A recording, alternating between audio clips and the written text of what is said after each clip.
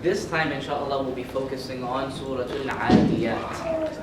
Surah Al-Aadiyat. So if you know the surah by heart, Al-Aadiyat Dabha, Alhamdulillah, you're set. If you do not know the surah, it's completely fine. Just open it up in the Quran. I believe it's surah number 100. I believe it, but it's around that area. It's in the last couple of surahs of the Quran. So if you do not know it, or if your memory is a little bit rusty, we can, inshallah, just pull it up on your phones, on your tablets, whatever you guys got. Inshallah, that way when we're going through the surah, it'll be easier to understand. Okay, inshallah. Bismillah, alhamdulillah, wa salatu wa salamu ala rasulillah. By the way, another thing is, this class is called QURANVERSATION. I did not make up that name, so if you think it's lame, you can blame Sister Sahar. But the idea is that we conversate about the Quran. So if you have any questions, if you have any concerns, if you have any suggestions, please just raise your hand, or you don't even have to raise your hand, just say it, right? Inshallah. So inshallah today we'll be focusing on Surah Al-Aadiyat and maybe some of the lessons that we can learn from Surah Al-Aadiyat. Now Allah subhanahu wa ta'ala, He starts off this surah by saying, وَالْعَادِيَاتِ وَالْعَادِيَاتِ. Now we covered last time what is the purpose of an oath in the Quran. Starting off with the letter wa. Some of you that know a little bit of Arabic may know that wa means and. It's also used as an oath. Just like we say, I know Somalis, I don't know if there's any Somalis in here right now, but Somalis do this all the time. Say wallah. Say, Arabs do this too. Say wallah. Say wallah. But that's what it is. That wow in the beginning is taking oath. You take an oath by Allah. Now, how many of you guys remember what was the purpose of an oath in the Quran? Can you just raise your hand? Yes. Thank you. Someone is listening. That would have been awkward, man. Appreciate it. Huh? To emphasize something. To emphasize. Very, very good. Very good. And then there's a second reason in Arabic. So specific, even if you're taking an oath in English as well or any other language, most of the time it's to emphasize the point that you're trying to make. However, in Arabic there's a second benefit as well. That's kind of natural anyways when you're emphasizing something. But what was that second benefit? To grab your attention. MashaAllah. You guys are pretty awesome. Pretty awesome. We haven't decided. But the second reason is to grab the listener's attention. So when in Arabic, when you take an oath, when you say wa, or when you say ta, the letters that are used to take an oath, the idea is that you're telling the listener that, hey, if you weren't listening to me before this, that's all right, but from now on, just kind of pay attention a little bit, because what I'm about to say is important. Like these are the things that you should be highlighting in your textbook, right? So wa, this is what you should be highlighting. وَالْعَادِيَاتِ.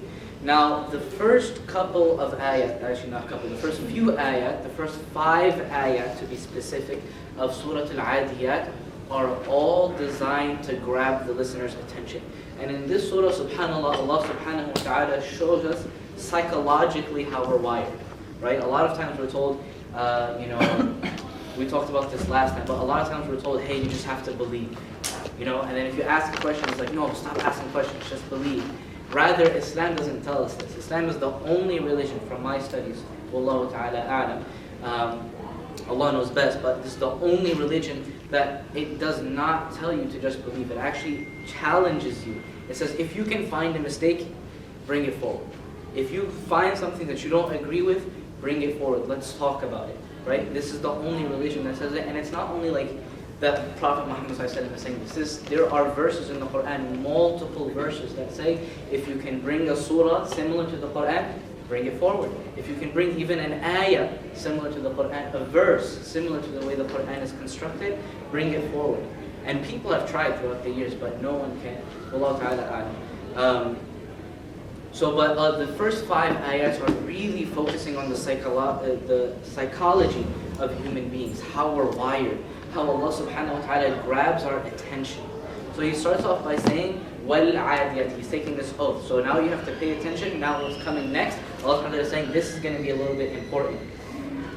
Now if I want to talk to you about something, or you want to talk to me about something, and you want me to listen very carefully, 99% of the time you're not going to be talking to me about my 5 daily prayers. Probably going to talk to me about cars. I really like cars. So you probably talk to me about cars. If you want me to really pay attention and start, making a conversation. This is just for me, for example. And everyone kind of has their own passions and whatnot, but you know that as soon as someone starts talking about that thing that you're passionate about, you're all into it, right? This is the psychology of human beings. Whether you like it or not, this is just how we're wired. So Allah subhanahu wa ta'ala, now He's working with the psychology of human beings. And keep that in mind as we go through the surah, as we go through these first 5 ayat actually in particular. He says, وَالْعَادِيَاتِ ضَبْحًا. Adiyat in the Arabic language is the word that is used for war horses. Horses that are used specifically for war and for racing. So they're very fast and very strong. Okay? So think about like a Ferrari, for example, right? Very fast, very strong. This is the word Adiyat. Now something very interesting, Allah subhanahu wa ta'ala actually uses the feminine version of the word. So if you study a little bit of Arabic, you'll know that atin, that end, wal-adiyati, that alif and ta at the end, is to show plural in the feminine version, right? Because if it was masculine, you would say wal-adiyuna. But the surah says wal-adiyati. Here, another thing, Allah subhanahu wa ta'ala is playing to the psychology of human beings is working towards what you know is best. He's saying the female horses. Why? Because the female horses were faster than the male horses. So now, not only is Allah subhanahu wa ta'ala highlighting that, hey, we're talking about really fast horses, but Allah subhanahu wa ta'ala is saying that I know which horses are the fastest because I'm the one who created them. We're talking about the female ones, the ones that are real zippy. Alright? So, wal-adiyati. And so in these 5 ayahs, I will kindly request everyone to, you don't have to close your eyes, but try and imagine this. Here, in this surah, you really see the power of the Arabic language and the visualization that's created through the Arabic language. It's not a dry language at all. If you can imagine living in the middle of a desert with nothing around you, like living in Saudi Arabia, there's literally nothing there. If you've ever been to Saudi Arabia, it's desert and mountains. There's nothing there at all. You got no fruits, you got no trees, you got nothing. It's just dust and sand everywhere. Imagine now how detailed your language has to be when you're trying to explain things, right? If I'm trying to explain to you what the color blue is, or if I'm trying to explain to you what a building looked like when I went to Rome or something like that, because I used to travel a lot for business. Think about how detailed the language is. So similarly, right here also the Quran using the Arabic language, you'll see the details of the Arabic language. So I'm going to request you guys to try and visualize what's going on here.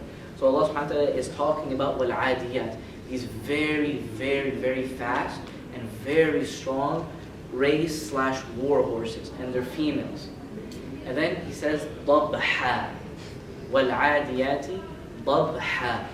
That word ضَبْحًا in the Arabic language is used when you pant, when you start breathing very heavily because of physical exhaustion. So, I know Brother Abdul here, mashallah, knows very well, but when you're at the gym, right? When you're at the gym and you're working out really hard, you're playing basketball. Personally, I played football when I was in high school. So when you're playing football and there's just things going around you all over the place, right? And then after the play is over, you're just like, you start panting really hard. This is ضبحًا. From physical exhaustion, from working very, very hard, that heavy breathing that you have, this is called ضبحًا. Now, there's another benefit of this word. ضبحًا is also used for wolves. In the Arabic language, the word ضبحًا is also used for wolves. The idea that is starting to be drawn here is wolves will never attack whatever they're attacking unless they know they're stronger. Okay, you'll never see a wolf try and take out a lion by itself. That's also why they fight or they hunt in groups, right? Wolves, like hyenas as well. They'll never go against an animal that they think is stronger than they are. So by Allah subhanahu wa ta'ala saying ضبحًا here, not only now is He highlighting. So now you imagine yourself, you're on this horse. It's a war horse, so it's very big. And it's very fast because it's a female horse. And then He says, ضبحًا. Now you're on top of this very fast, very big. If you've ever been to New York, you know what a big horse looks like. If you ever been walking around like New York City and you see the police officers on horses? It is so scary. Like literally they're like this tall. They're so big. They're huge. So now you're on this huge horse going very, very, very fast. Also, another way to try and imagine this is if you're on a motorcycle. I don't know if any of you have ever been on a motorcycle or a scooter, but if you're going that fast on something that has like nothing around you, you're just kind of like sitting on top of it, it's a different feeling altogether. You really get an adrenaline boost. But Allah subhanahu wa ta'ala, so He says this, now you're sitting on this huge, strong, fast horse that's female, and you're running. And then He says, ضَبْحًا. Now this is where your imagination starts to work. And it's panting very hard. So you're holding onto it, and it's like you hear it. I'm not even going to try to mimic a horse. They're going to make fun of me. But now you're going to imagine the horse panting, breathing very, very hard, and it's running very quickly. So again, visualization. فَالْمُورِيَاتِ قَدْحًا. Now, something interesting that needs to be highlighted, just for future studies, inshallah. When the word fa, when the letter fa, is used to connect ideas, it means that the ideas are connected, that the verses or the sentences are connected, and they are not separate. It's all one idea. This is something, inshallah, that may help you later on. Right now, it's a little bit more obvious, but sometimes, inshallah, when we're going through different verses, you'll see that Allah subhanahu wa ta'ala connects verses with the letter fa. This is to show that these verses are connected and there's something to do with the other. But anyways, the second ayah of Surah Al-Aadiyat, Allah subhanahu wa ta'ala says, فَالْمُورِيَاتِ قَدْحًا. The word muriyat in the Arabic language means to make sparks. To make sparks, like to start a fire. But it's not, there are many, many, many, many words in Arabic to start a fire. It is specifically starting a fire by, when you take two, I'm pretty sure you've seen this in a movie if you haven't done it yourself, you take two rocks and you rub them against each other, like really hard and really fast, you kind of make these sparks from that hard hitting. This is what muriyat is. When you have two things that are having such a hard and fast contact that they create sparks. So this is muriyat. So Allah subhanahu wa ta'ala, again, we're going back from the beginning, Al-Aadiyat, you're on these female horses that are very, very fast, very big, right? Also, another thing that needs to be highlighted, another way to know for a fact that Allah subhanahu wa ta'ala is talking about, I completely forgot. But how do you know that Allah subhanahu wa ta'ala is talking about the war horses? The word Adiyat is specifically used for war horses because they were big and they were fast.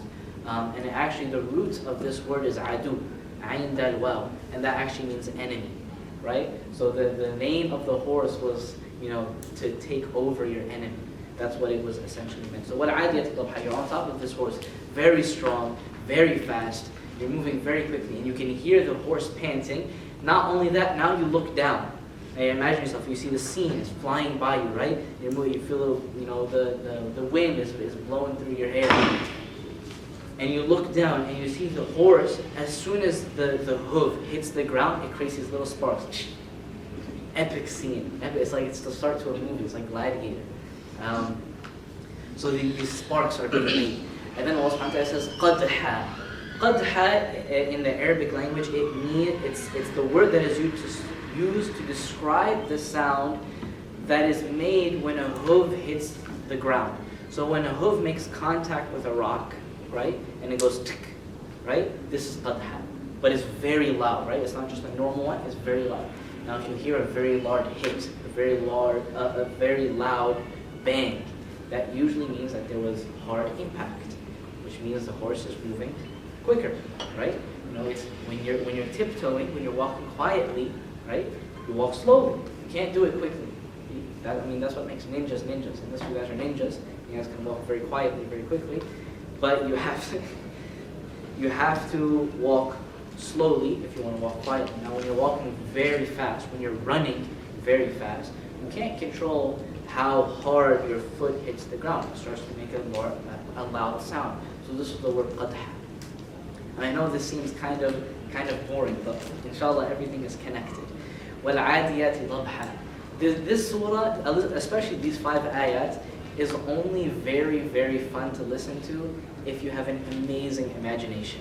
Unfortunately, nowadays our imagination is not that great, or at least maybe, alhamdulillah, some of y'all are a little bit older before the internet. But Sometimes it's hard to imagine things when you could just pull up YouTube and like look at it, right? So you kind of have to work your imagination in the surah.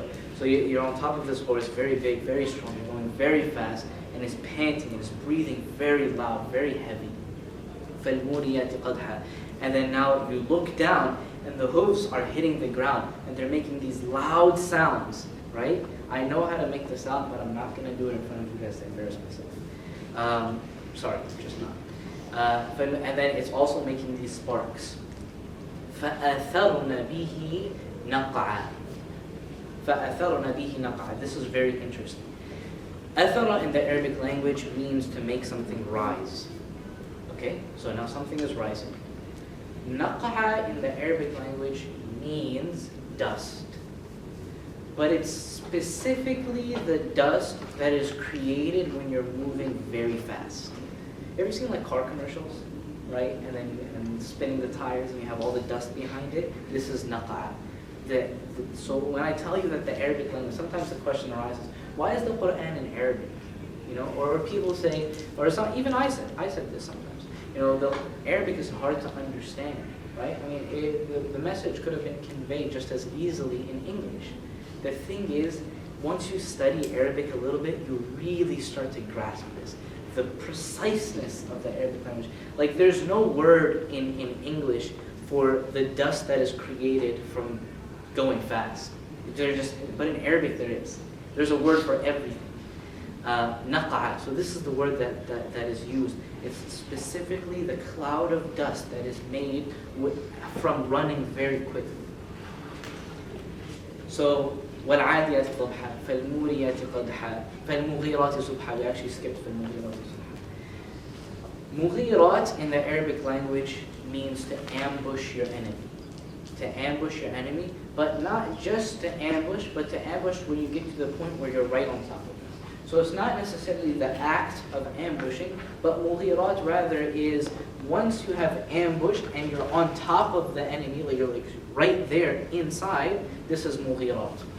So Allah subhanahu wa ta'ala says, now you're on this horse, very big, very strong, very fast. وَالْعَادِيَاتِ ضَبْحًا, and you can hear it breathing very loud. And you look down and you see the sparks being made from the hook hitting the ground very hard, very quickly. And you hear the sound of the hooves, like you hear it very, very loud, very, very loud. And then Allah subhanahu wa ta'ala, He says, فَالْمُغِيرَاتِ صُبْحًا. And now you're running very quickly, you're running straight towards something. And then Allah subhanahu wa ta'ala says, now you know what you're running towards. You're running towards your enemy, but you're ambushing them, right? You're trying to get them from behind. But then Allah subhanahu wa ta'ala says something that beautifies everything that has been said before. He says, subha. He says, subha. How many of you guys speak just a little bit of Arabic? Or know someone that speaks Arabic? What does sabah mean? Morning. Very good. I'm thoroughly impressed. You know what the word morning is. Subha, so Allah subhanahu wa ta'ala says that all of this is happening in the morning. Now how does that make everything before beautiful? In the morning, you know when you walk outside in the morning and everything's a little bit wet? Dew is what it's called, right? Dew, you have dew on top of everything. Now when something is wet, how easy is it to catch fire or to make a spark? It's not. It's not. That's why if you've ever been like camping or anything, you try and set fire to a moist log, it won't happen. It will never happen. You cannot set fire to that thing, right? Unless you got like a flamethrower. But it just won't happen. So by Allah subhanahu wa ta'ala saying subha, now He is highlighting how fast you're actually going on top of this horse, right? You're going so fast that even though the sand is wet, you're still making sparks, which is something unimaginable. So Allah is saying this is outside of your imagination. Also, when things are wet, like sand for example, girls will know this better. You guys have like makeup palettes and stuff like that. When it gets wet, it doesn't brush on very easily. It starts to clump up, right? And it doesn't just blow away everywhere, right? Guys, I hope you guys aren't wearing makeup. But if you ever, here in Texas, it happens all the time. But you know the dry dirt that's on top? Once it rains and it becomes mud, it won't fly anywhere. You can throw a leaf blower at it and it's just going to go whoop, right? It's just going to splat. So by Allah subhanahu wa ta'ala is saying subha, not only is He emphasizing how fast you're going because of the sparks that are creating, because it's still wet outside. But on top of that, the next ayah says, فَأَثَرْنَ بِهِ نَقْعًا. Now you're going so fast that even though the sand is moist and it's wet, you're still making clouds of dust from your speed. Now think about how fast you have to be, and then the wind just flying through your face, right? So this is the scene that Allah subhanahu wa ta'ala is creating. Now what did I tell you مُغِيرَات means? فَالْمُغِيرَاتِ صُبْحًا. Mughirat meant to ambush. Right? Now, if you know anything about ambushing, the idea is that you catch your enemy off guard. Now if you want to do this, would it be smart to walk right in front of the person you're trying to attack in the middle of the day? Or would you go behind them in the dark? Go behind them in the dark, that's logical, right? If you're trying to ambush them, you're trying to sneak up behind them. By Allah subhanahu wa ta'ala using the word mughirat, ambush, and then using the next word subha, morning time, He's highlighting that not only are you fast, not only are you strong, but you're so strong and confident that you're running right towards your enemy in the middle of the day. They have time, they see you running towards them, they have time to prepare, they have time to set up, but you say, I don't care because I know my strength. So Allah subhanahu wa ta'ala is now highlighting all of this stuff. فَأَثَرْنَ بِهِ نَقْعًا. So then the dust is created because we're moving so fast. فَوَسَطْنَ بِهِ جَمْعًا. And this is the last ayah where Allah subhanahu wa ta'ala is creating this scene. The scene of you on these huge horses running so fast. And it's morning time, so the wind is a little bit crispy, right? Everything is a little bit wet. And it's daytime, right? If you've ever been out in the open, out like camping or anything like that, the second the sun comes up, you can see everything. But the second it goes down, it's pitch black, right? So you can really tell when the sun starts to rise. So now you have this morning time, everything is being lit up, and you're moving so fast. These sparks are created, and this cloud of dust is behind you, right? It's like epic. The only thing you need more is a cape. It's like, right? You're riding into the sunrise, actually, not even the sunset. And you're riding straight towards your enemy, right? And you're so confident that you're doing all of this in the middle of the day, in the morning time, when they're most expecting you. And then Allah subhanahu wa ta'ala says, فَوَسَطْنَ بِهِ جَمْعًا. And then He says, you enter the middle of it. Wasat in the Arabic language means middle. Allah subhanahu wa ta'ala says in another place in the Quran, we have created you a middle nation. Not too much to this side and not too much to that side. You're a middle nation. So Allah subhanahu wa ta'ala says, فَوَسَطْنَ بِهِ جَمْعًا. So not only are you running straight at them in the morning, right in the middle of the day, when they're most expecting you, but you're running right to the middle of it. Now, I don't know how many times any of y'all have gotten into a fight. I hope bi'idhnillahi ta'ala 0 times. Me personally, I am from Baltimore City. I have probably seen more people get shot than you guys have seen get into fights. Right? And that's not something I'm necessarily proud of, but it's just what it is, right? And I've been into a fair share of fights myself. Now, if you're in a fight, imagine yourself you're in a fight. You're fighting you're fighting a group of people. You don't walk right into the middle of it, right? That's just dumb. Because now you have people all around you. And you're facing this way, right? And you're fighting this way. Now someone can hit you from behind, unless you're Bruce Lee, right? So the idea that's created here, Allah subhanahu wa ta'ala is saying, now you're so confident, you're so strong, you're so fast, that you run right through the enemy's defenses, and you're also right in the middle, that you don't even care where the enemy is around you, because you know you can overcome it. You're right in the middle. And then Allah subhanahu wa ta'ala says, فَوَسَطْنَ بِهِ جَمْعًا. Jam'a comes from jama', which means a whole group, everyone. Now what's beautiful here, if you're ever with a group of friends, right, you have that brave one. Like if someone starts to confront you guys, you're like, talk to this guy, right? Talk to Al-Aadiyat. And this ends up like, what are friends? It's probably, he's the only one that I know his name. But usually you have like the brave one, the one that's willing to go through everything, the one that's going to stand up for the crowd, the one who's got something to say. But Allah subhanahu wa ta'ala here is highlighting that everybody goes straight to the middle of the crowd. فَوَسَطْنَ بِهِ جَمْعًا. Everybody, all your friends, all your buddies, the entire group of people that you're running with, all these horses, strong horses, right? The whole scene that's created, all of you guys go right to the middle of the enemy, right? Now another thing that needs to be highlighted, in the beginning we say وَالْعَادِيَاتِ, right? And ati highlights the feminine of the horse. But another benefit of Allah subhanahu wa ta'ala using that specific form of plural, because you can also use a noon with shadda. You know the little W when you make a noon, when you make a letter a little bit tougher. You can use that noon in the Arabic language to also use the to make something plural in feminine.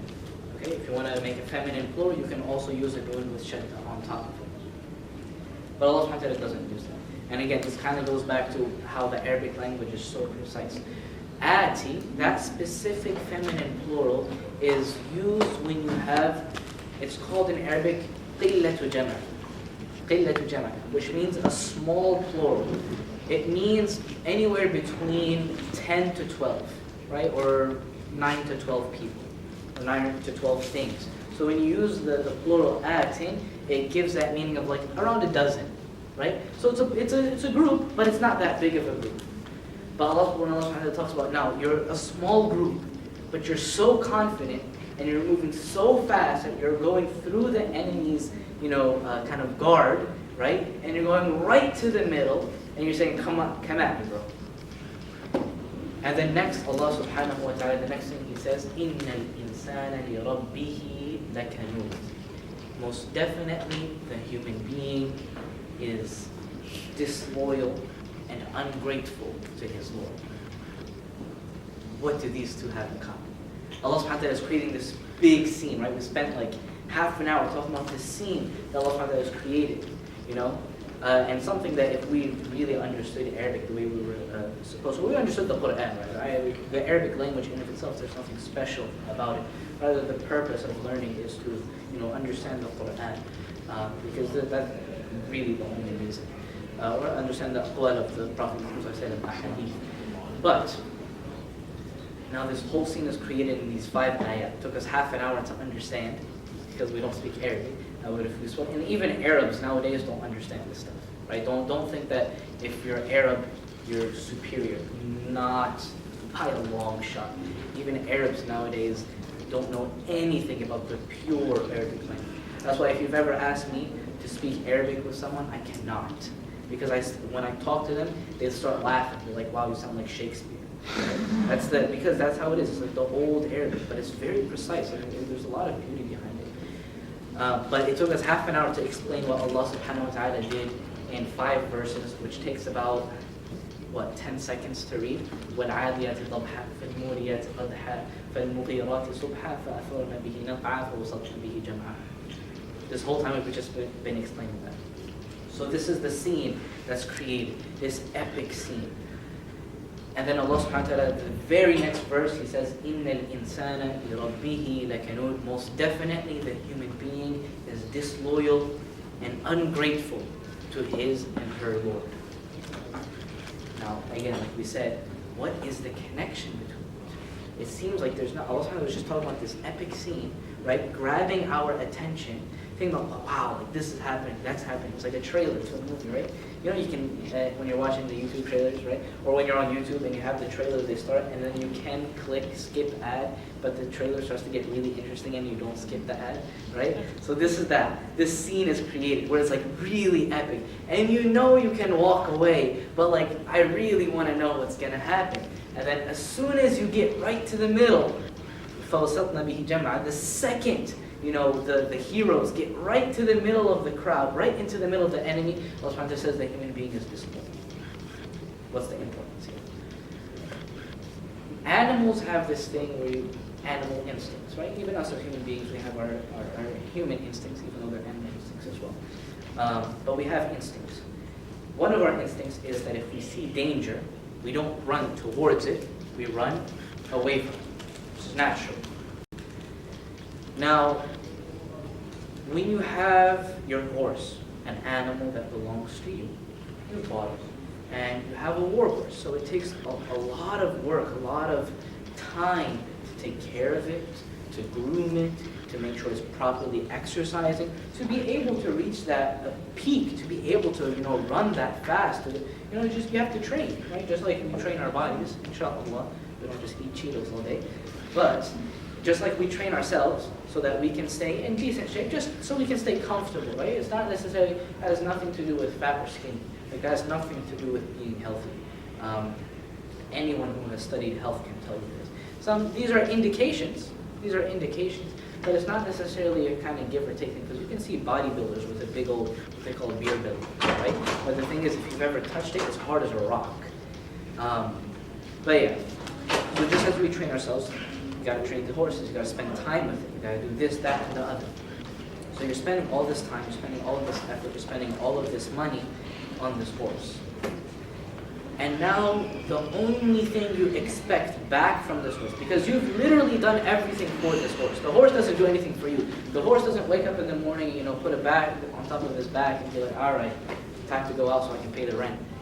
Horses don't pay rent. If you have cats, you know this. They don't pay rent. It's terrible. You feed them and they just poop. That's it. Like, they don't do anything. They don't even love you.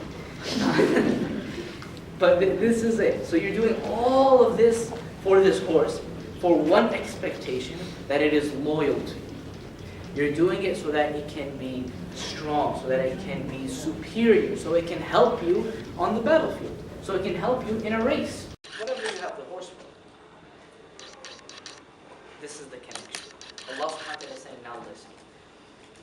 You have done everything for this horse. The only thing you expect it to do is to listen to you. That's it.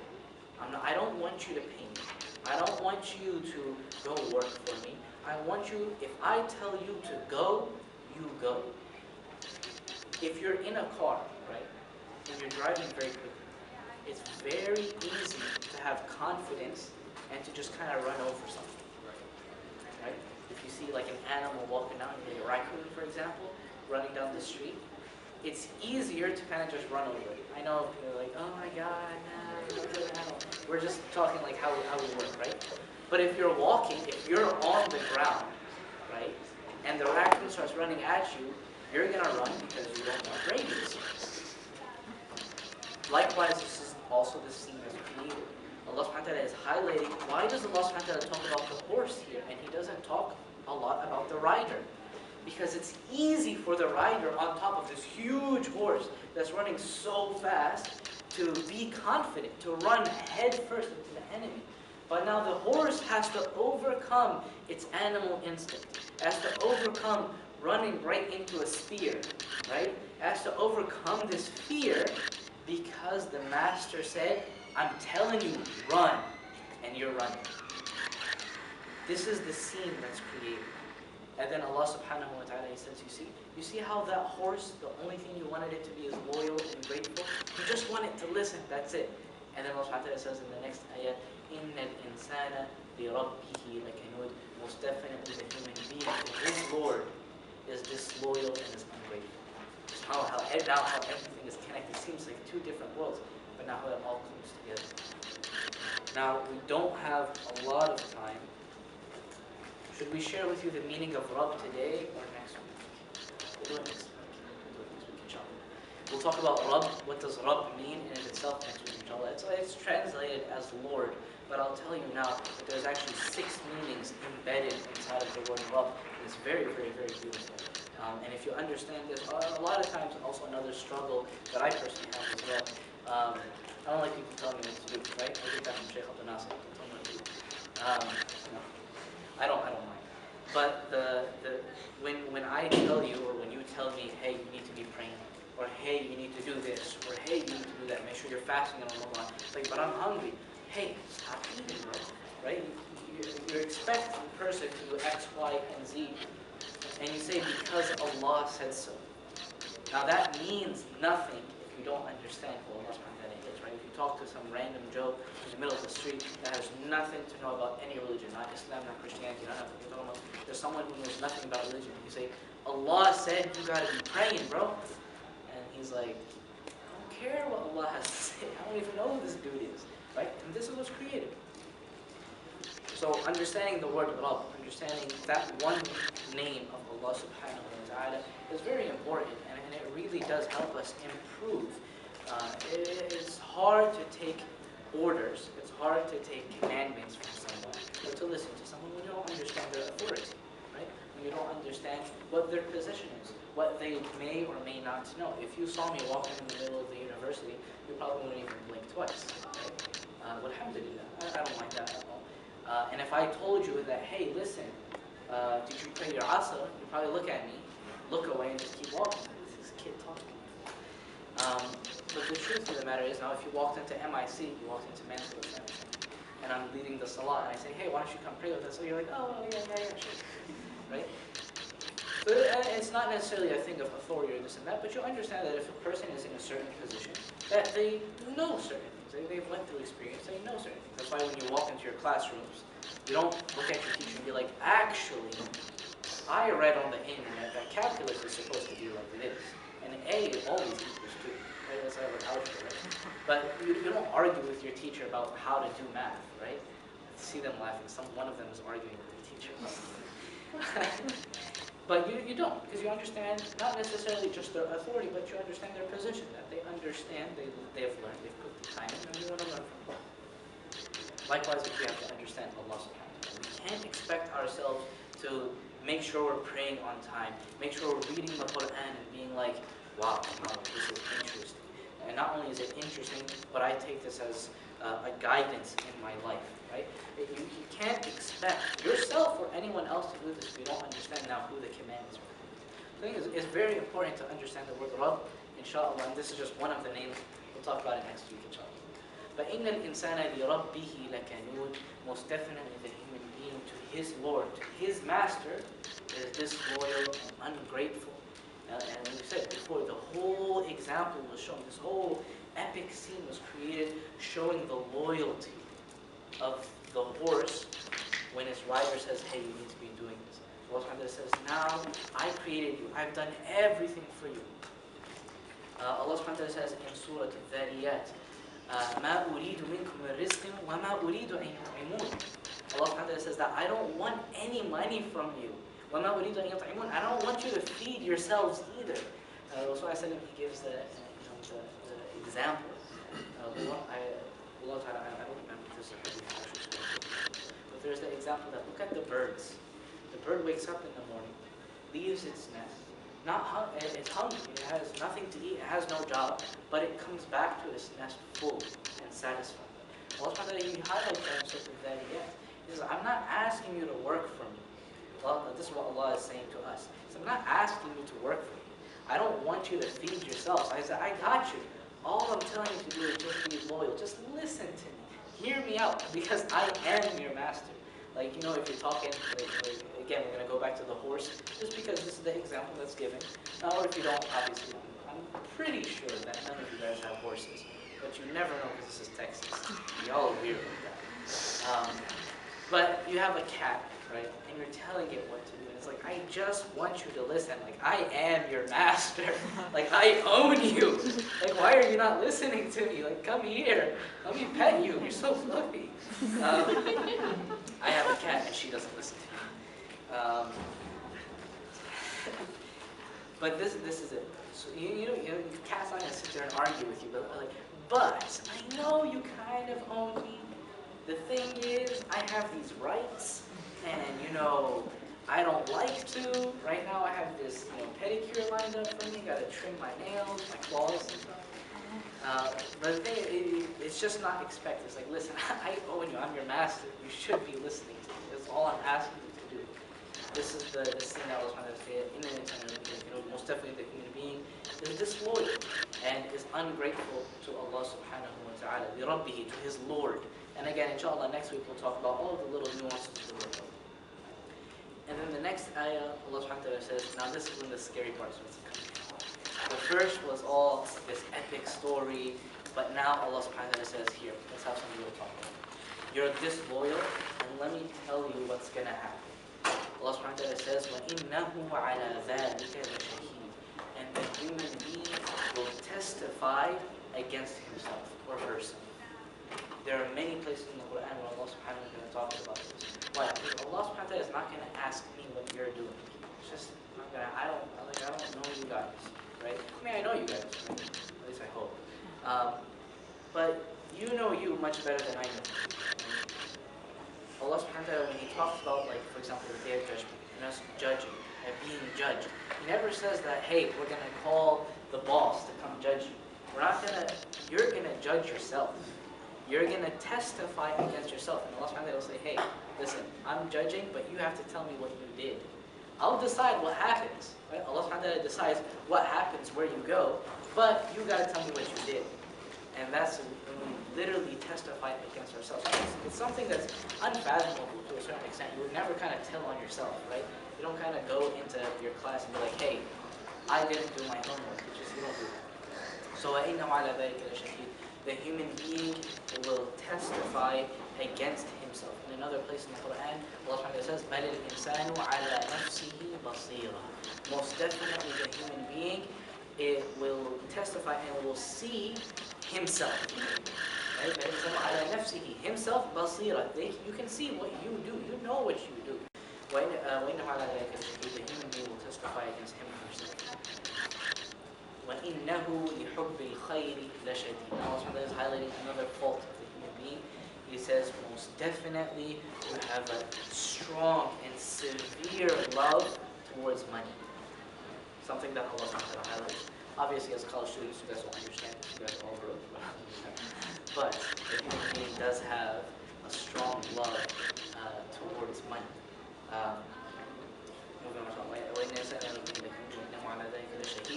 وَإِنَّهُ لِحُبِّ الْخَيْرِ لَشَدِيدٌ أَفَلَا يَعْلَمُ إِذَا بُعْثِرَ مَا فِي الْقُبُورِ. Now we're reaching the end of the surah. There are only 2 verses left. أَفَلَا يَعْلَمُ إِذَا بُعْثِرَ مَا فِي الْقُبُورِ. Does he not know the day when everything will be taken out of the graves? And the word ba'thara in the Arabic language, or here bu'thira in the Arabic language, it means, again, like I said, the Arabic language is very specific, so I have to use like an entire sentence, an example to explain that one word bu'thira. You know when you have like a big box of your stuff, right? You have a big box full of your stuff. And you have that one like little like pin that you're looking for, this one like little like charger that you're looking for. You're going to this box and you're kind of throwing everything out, right? And you're just kind of pulling stuff out. You're trying to look for this teeny little thing that's in the bottom of this box somewhere. This is what the word bu'thira means, or ba'thara means. It doesn't necessarily mean just to take out, but it means to kind of like throw things out as if you're looking for something. So أَفَلَا يَعْلَمُ إِذَا بُعْثِرَ مَا فِي الْقُبُورِ. Do they not know when everything will be thrown out of the graves? And as if there's something being looked for. It will be thrown out of the graves.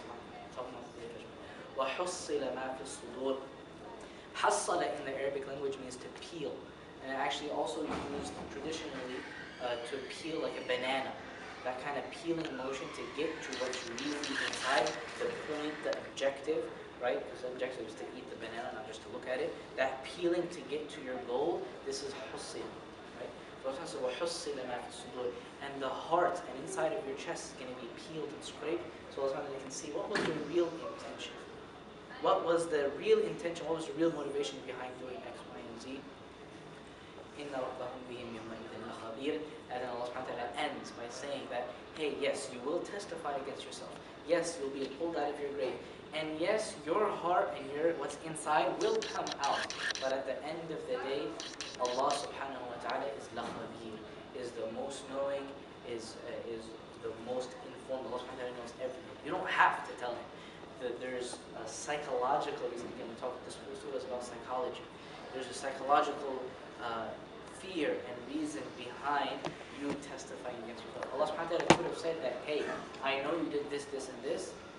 Now you're going to be rewarded, punished, whatever happened. That's Allah subhanahu wa ta'ala's decision, right? Allah subhanahu wa ta'ala could have told us what we do, but He decided that we tell on ourselves. Psychologically, that's a huge thing, right? Because now you have the fear of nothing being missed. Right? When someone is judging you, you can say, oh, maybe he'll skip over this, or maybe they won't see this, right? I saw on the internet recently, not recently, it's actually very old, that the way to write true and false, the way it kind of looks like both. You guys ever seen that? Mm-hmm. Yeah? That's how you know you're on the internet too much. God. But it's like true and false written in like a way where it kind of looks like false and it also looks like true, so you kind of pass both ways. So you kind of do this to kind of get past the person that's judging you, right? That's grading you. By Allah subhanahu wa ta'ala, another psychological reason why Allah subhanahu wa ta'ala is saying that you'll testify against yourself. There is no fear of nothing being missed, right? Because you know everything that you've done. You have to say it, right? On the day when your hands will talk, our eyes will talk, our mouths will talk, our lips will talk, our feet will talk. May Allah subhanahu wa ta'ala protect us on that day. May Allah subhanahu wa ta'ala give us the greatest reward on that day. But Allah subhanahu wa ta'ala, He ends that surah by saying, most definitely Allah subhanahu wa ta'ala is aware and knows everything. The reason why you're doing this is to work towards your psychology, because this says everything that's created in this world revolves around the You're the center of the universe, essentially. You know, you get mad at someone, it's like, you stop acting like you're the center of the universe. The human being technically is the center of the universe. Like, and when it comes to Islam. This is Surah Al-Aadiyat. I ask Allah subhanahu wa ta'ala to give us the ability to truly understand the Quran. Anything wrong has been from myself and shaitan. Everything right is strictly from the Quran and from myself, from Allah subhanahu wa ta'ala. I ask Allah subhanahu wa ta'ala to give us the ability to act upon everything that has been said, everything that I say. I ask Allah subhanahu wa ta'ala to give us the ability to act upon everything that has been heard. But if you guys hear me, if I messed up, please forgive me. And if you guys have any questions, feel free to ask them. Thank you for Quran Versating.